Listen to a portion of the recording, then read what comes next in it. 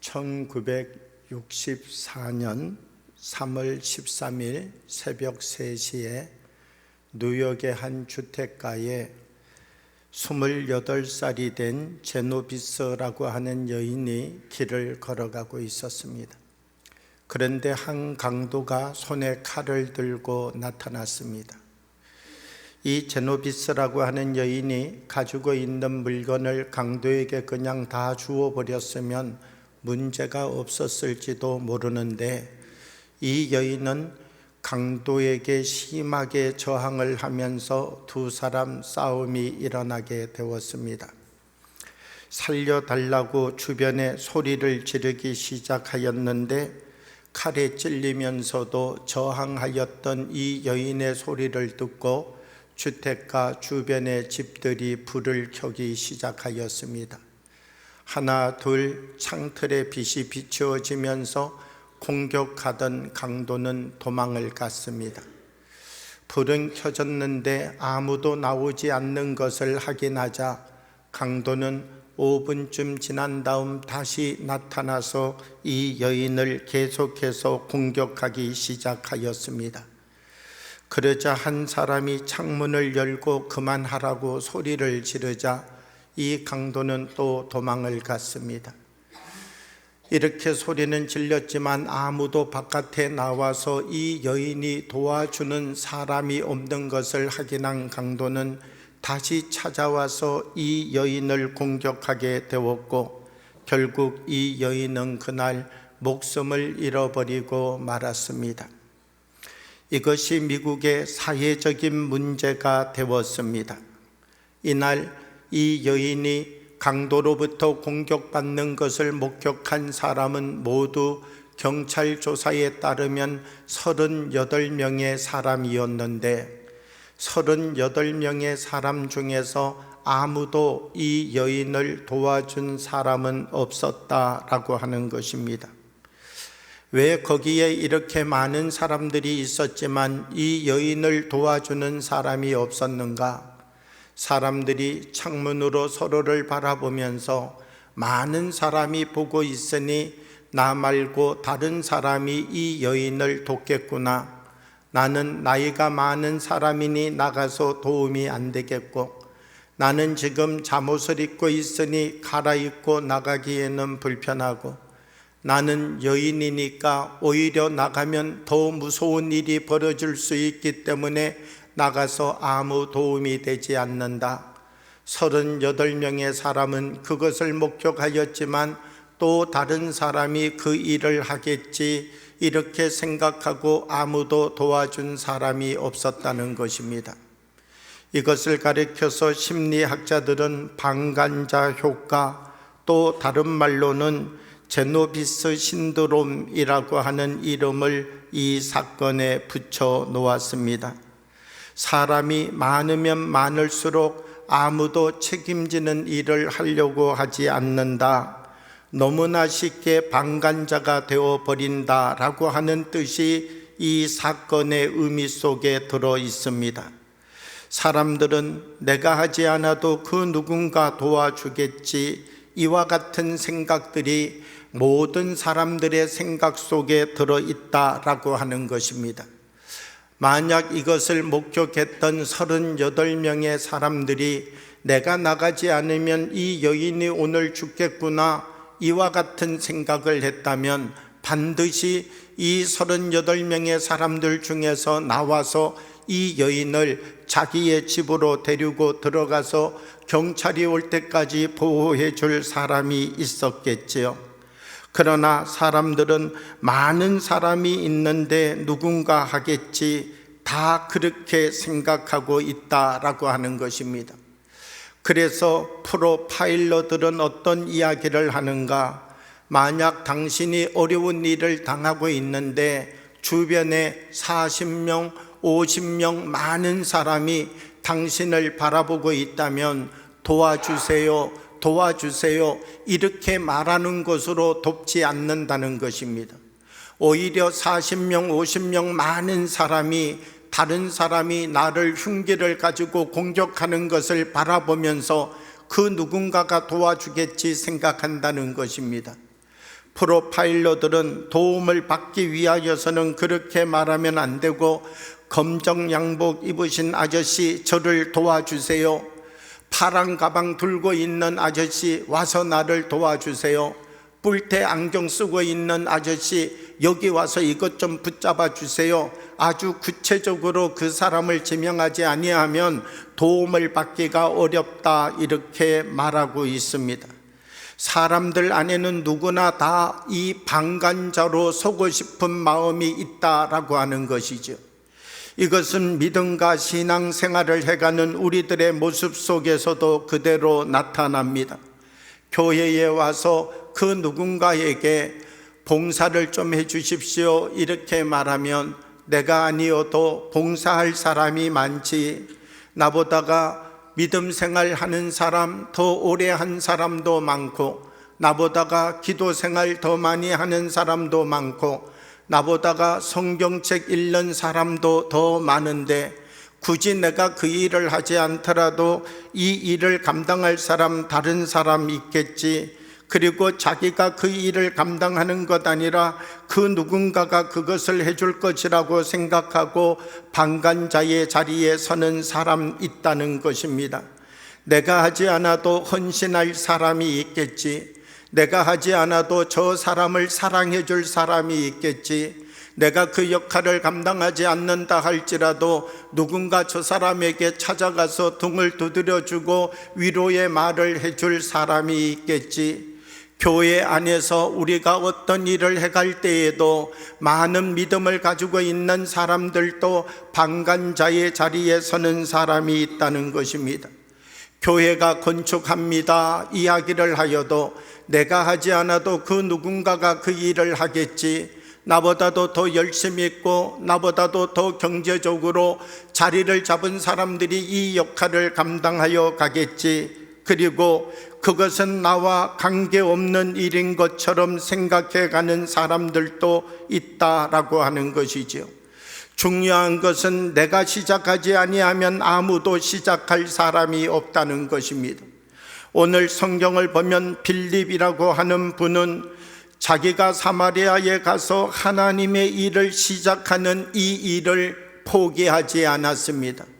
그 누구도 사마리아에 가서 제대로 복음 전한 사람이 있습니까?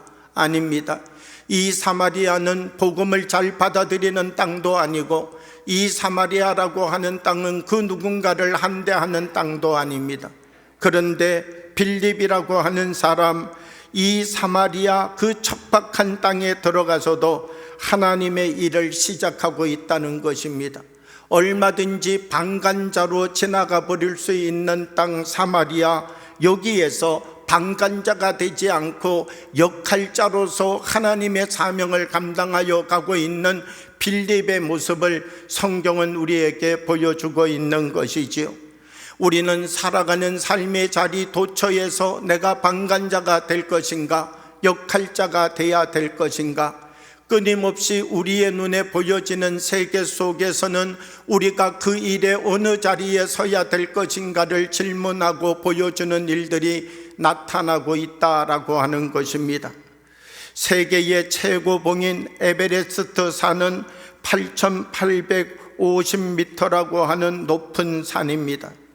그런데 만약 이 산을 오르다가 죽어가는 사람을 우리가 보았다면 우리는 어떻게 할 수 있을까요? 만약 우리가 이 산을 올라가다가 그 산의 중턱에서 죽어가고 있는 사람을 발견한다면 우리는 이 사람을 구조하고 내려올까요? 그러지 아니하면 이 사람을 못 본 척하고 정상을 향하여 계속 올라갈까요? 오래전 두 다리 없는 장애인으로 에베레스트를 등정했던 뉴질랜드의 마크 잉글리시라고 하는 사람이 있습니다. 이분은 두 다리 없는 장애인으로 의족을 착용하고 에베레스트 산을 올랐으니 사람들이 이 사람을 보면서 얼마나 의지의 사람이라고 말하였겠습니까? 에베레스트를 정복하고 내려오니 수많은 사람들이 인터뷰를 기다리고 있었습니다. 그런데 이 사람은 인터뷰에서 이런 이야기를 합니다. 내가 에베레스트를 등반할 때 죽어가는 사람을 발견했지만 도와주지를 못했습니다. 내가 그 사람을 도와주었다면 산 정상으로 올라가지 못하고 그 사람을 데리고 내려와야 되었겠지요. 그런데 자기는 자기의 두 다리가 온전한 다리가 아니라 자기의 한 몸 지탱하기도 어려운 장애인 아닙니까? 뒤를 돌아보니 많은 사람이 올라오고 있어서 그 누군가가 이 사람을 구조해 주겠지. 결국 그 자리에 있었던 영국인 데이비드 샤프라고 하는 사람은 그날 목숨을 잃어버리고 말았습니다.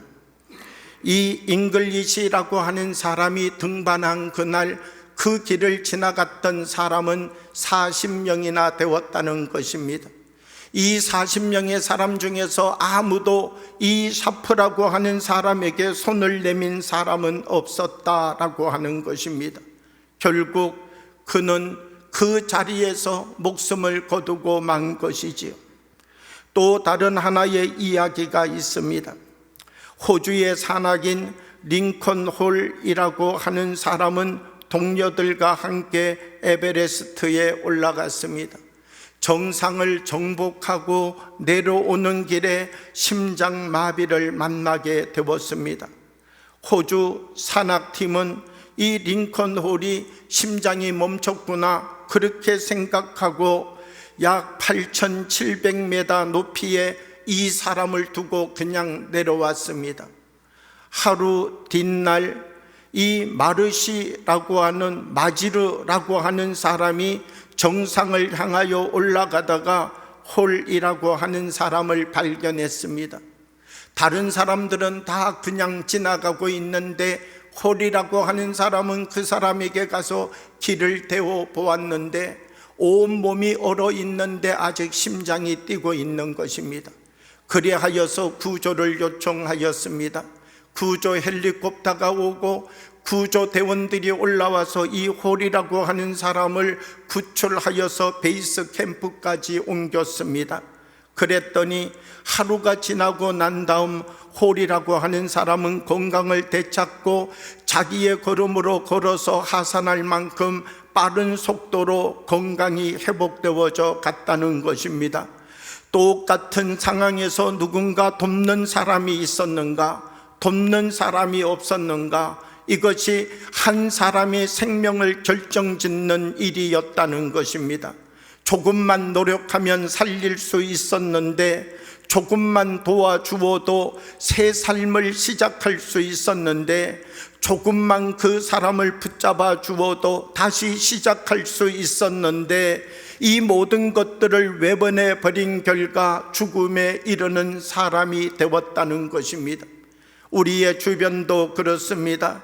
우리가 어떤 관심을 가지고 한 사람에게 손을 내어 미는가? 우리가 어떤 관심을 가지고 그 사람에게 다가가서 사랑을 나누어 주는가? 내가 한번 손을 내어 밀고 그 사람에게 다가가면 그 사람의 인생이 바뀌어질 수 있지만, 내가 저 사람을 만나서 이야기하지 않는다 할지라도 다른 사람 누가 하겠지? 내가 저 사람을 만나서 저 사람에게 말한다 할지라도 저 사람이 이것을 받아들일까? 갖가지 생각을 가지고 그 사람을 그냥 지나쳐 버린다면 그 사람 다시 살아날 수 있는 기회와 소망을 잃어버리고 말 것입니다. 오늘 빌립 집사님을 보게 되면은요, 우리 빌립 집사님은 사마리아 성에 들어가게 됩니다. 이 사마리아라고 하는 성은 어떤 성입니까? 이스라엘 사람들이 생각할 때에 이 사마리아 성은 부정한 땅이지요. 이 땅에 들어갔다 나오면 부정해서 며칠 동안 정결한 생활을 하여야만 깨끗함을 얻는 자리, 그 땅이 바로 사마리아 땅인 것이지요. 이 사마리아 땅은 사람들이 들어가기를 싫어하는 땅이라는 것입니다. 그러면 사마리아 땅은 왜 이렇게 유대인들이 볼 때 들어가면 자기를 더럽히는 땅이라고 생각하고 있습니까? 이 이스라엘의 역사를 우리는 한번 살펴봐야 됩니다. 다윗 왕이 있고 그 뒤를 이어서 솔로몬이 왕이 되었습니다.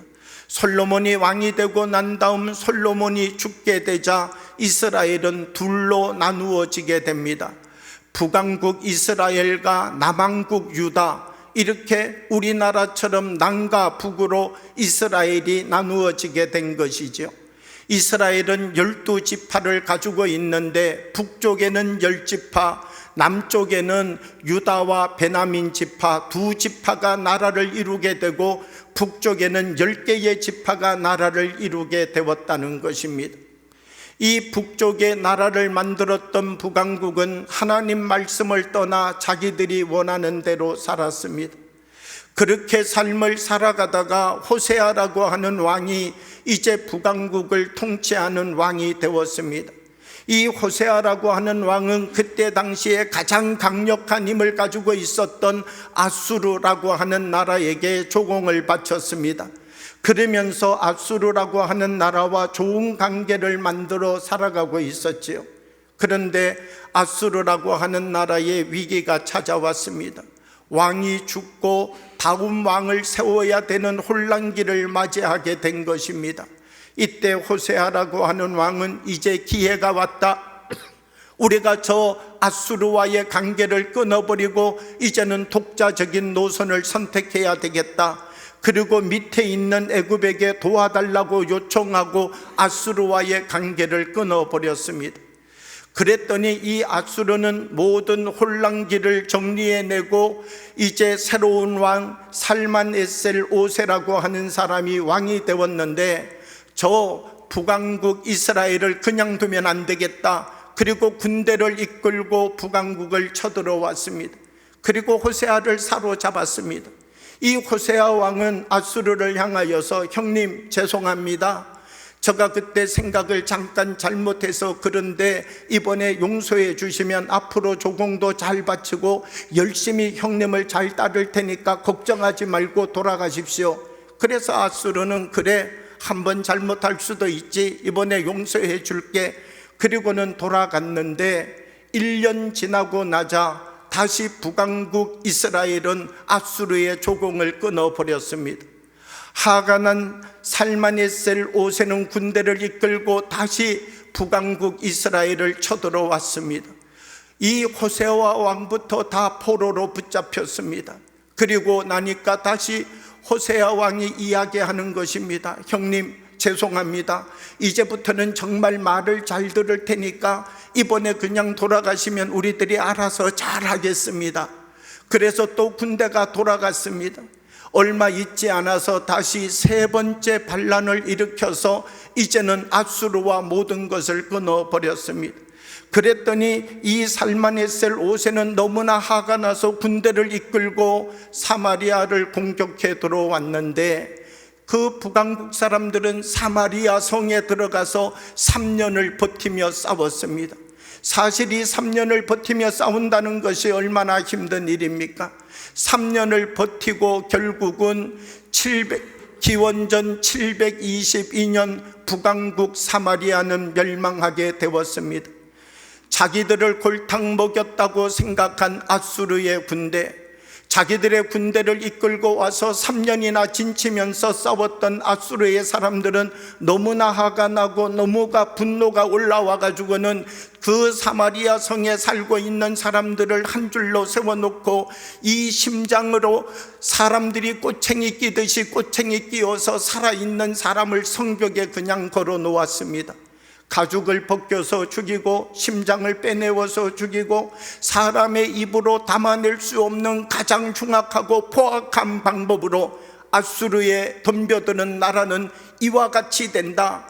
아수르에 덤벼드는 나라는 모두 다 죽일 것이다. 강력한 모습을 보여주기 위하여서 사마리아에 살고 있는 엄청난 사람들을 무식한 방법으로 죽였다는 것입니다. 성경을 보면 요나라고 하는 사람이 있습니다. 하나님께서 요나에게 요나야 너 저 니느웨로 가서 복음을 좀 전해라. 이 니느웨가 어떤 곳입니까? 아수르의 수도이지요. 그러니까 요나라고 하는 사람 하나님께 뭐라고 말합니까? 하나님 저는 니느웨로 갈 수 없습니다. 저 아수르 사람들이 우리 민족을 얼마나 철저하게 유린했는지 하나님 아시지 않습니까? 저 사람들이 우리를 얼마나 잔인하게 죽였는지 하나님 아시지 않습니까? 저런 앗수르 같은 나라는 절대로 구원을 받아서 안 됩니다. 저런 앗수르 같은 나라에게 희망이 다시 주어져서는 안 됩니다. 이것이 사실 요나가 하나님의 말씀을 거절했던 이유 중에 하나이지요. 그러다 보니까 이 앗수르라고 하는 나라는 북왕국 이스라엘을 빼앗고 난 다음 이 북왕국의 10개 지파를 그냥 두어서는 안 되겠다, 이들을 그냥 여기에 두면 또 다시 앗수르에게 공격해 들어올 텐데 이 사람들을 세계에 뿔뿔이 흩어놓아야 되겠다. 그리고 이주 정책을 펴기 시작합니다.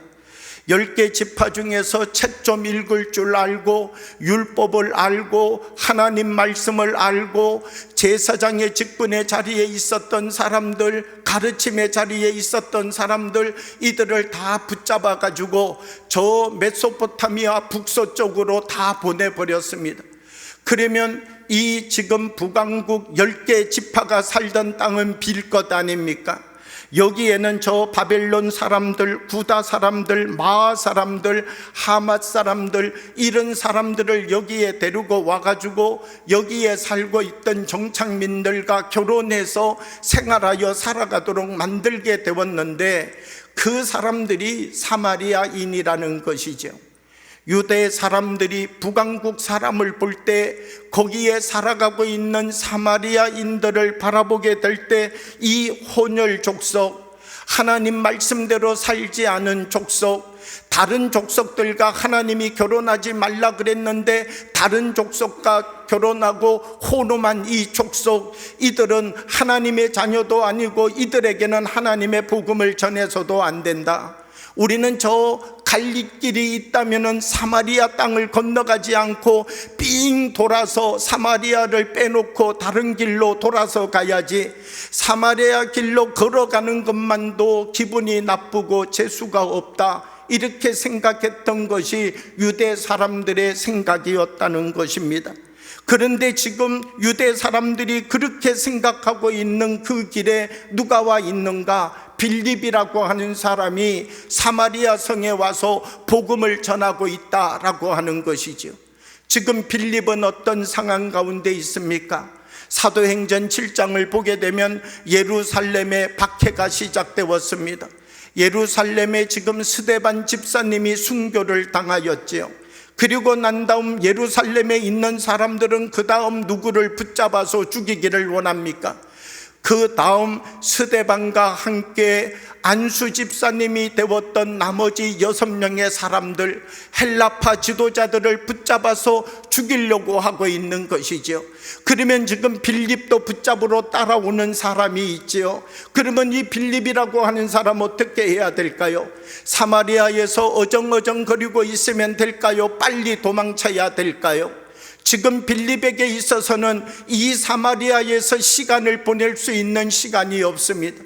여기에서 우물쭈물 하다가 붙잡히게 되면 다시 예루살렘으로 가서 생명을 잃어버릴 수도 있는 것이죠.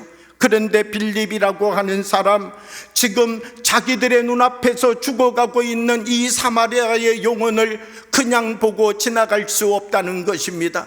이들에게 방관자가 될 수 없다는 것이지요.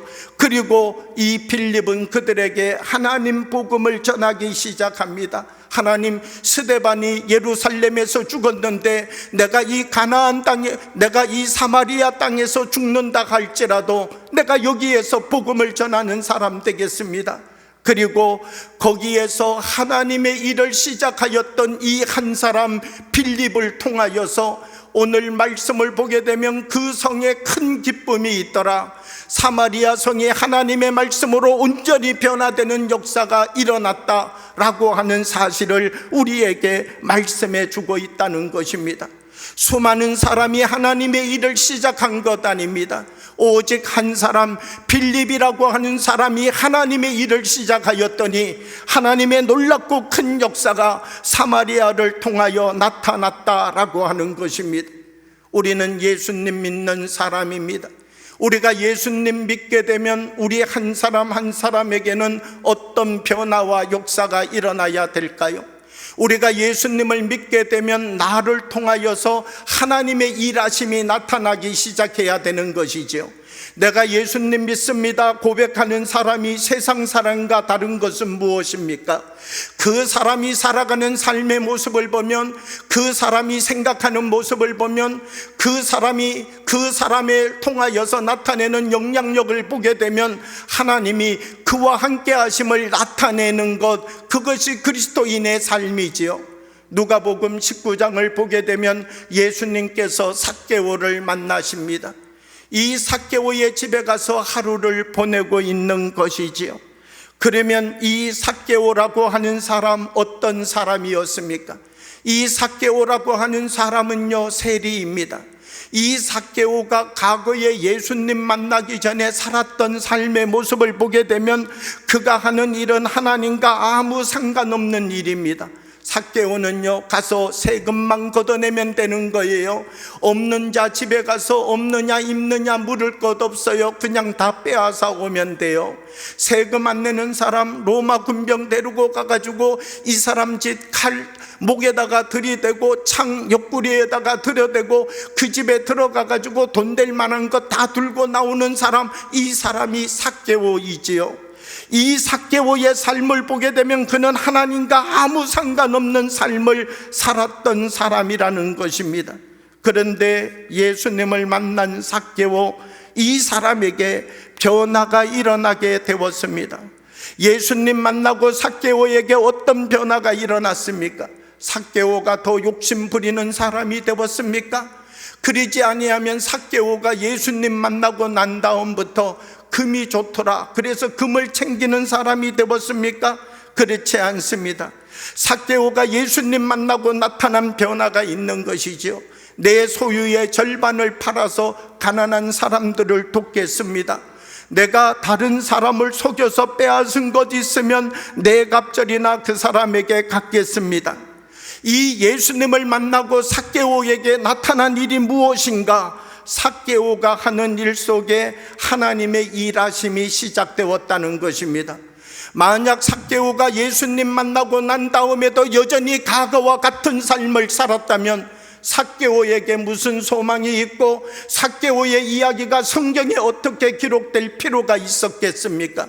이 삭개오라고 하는 사람, 예수님 만나고 변화된 모습이 무엇으로 나타나는가? 삭개오의 삶 속에 하나님의 일하심이 나타나기 시작하였다는 것이죠.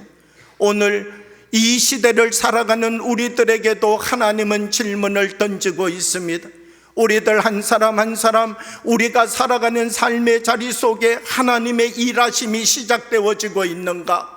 나는 하루의 삶을 살면 나의 하루의 삶의 자리 속에 하나님이 함께 일하고 계시는 하나님의 일이 나를 통하여 시작되고 나를 통하여 이루어지고 있는가? 하나님이 나를 통하여 이 일하심을 발견하고 하나님의 일하심에 동참하는 사람이 되라고 성경은 우리에게 말씀해 주고 있다는 것입니다. 오늘날 교회는 어느 자리에 서야 됩니까? 이것이 주님이 원하시는 것인가? 이것이 주님이 원하시지 않는 것인가? 거기에 귀를 기울일 수 있는 교회가 되어야지요. 이것이 주님이 원하시는 일이라면 내가 하기 싫고, 내가 이것이 주님이 원하시는 일이라면 나는 부족하고 이것을 감당하기 어렵다 할지라도 주님 원하시는 일이라면 우리는 이 일을 감당하여 가는 사람이 되어야 되고, 이것 주님이 원하는 일이 아니라면 우리는 너무 좋고 우리는 너무 하고 싶고 우리는 그것 너무 누리고 싶지만 주님이 원하시는 것 아니라면 멈춰서서 버려낼 수 있는 교회가 되어야 되는 것이지요. 우리의 초점과 우리의 관심이 어디에 주어져야 되는가? 이것이 주님이 원하시는 것인가? 주님이 원하시지 않는 것인가? 여기에 우리의 초점을 맞추어 갈 수 있는 사람들이 되어야 된다는 것입니다. 오늘 우리는 총동원 새생명 축제를 시작하려고 합니다.